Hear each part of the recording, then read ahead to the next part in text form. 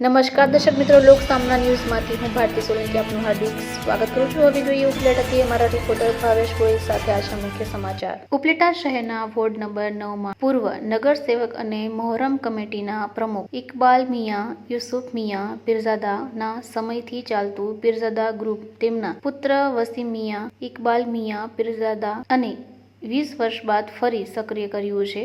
પીરઝાદા ગ્રુપે મોહરમના તહેવાર નિમિત્તે 9મી મોહરમની રાત્રે પંચહાટી ચોકમાં ન્યાઝનું આયોજન કરવામાં આવ્યું હતું। ધોરાજી જાપે પાણીની સબીલ બનાવી પાણીનું વિતરણ કર્યું હતું અને ત્યારબાદ 10 મોહરમના દિવસે પંચહાટડી ચોકમાં પીરઝાદા ગ્રુપ દ્વારા જૂની પરંપરા મુજબ ચોકારો લેવામાં આવ્યો હતો।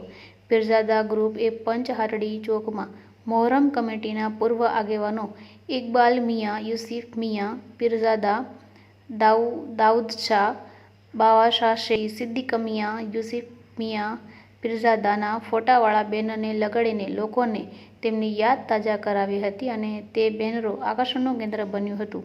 આ તમામ આયોજનમાં કરબલા ગ્રુપ, ખ્વાજા કે દીવાને ગ્રુપ, આરિફભાઈ નાથાણી, ફારૂકભાઈ સુરિયા, એજાજભાઈ ખોખર, નઈમ બાપુ કાદરી, રઉફ બાપુ નાગાણી, રજાકભાઈ હિંગોરા, સિરાજ, દાઉદ શાહ શેખ, વસીમ શાહ સોહરવદી, ઇરફાન શેખડાડા સહિતના લોકોએ જહેમત ઉઠાવી હતી।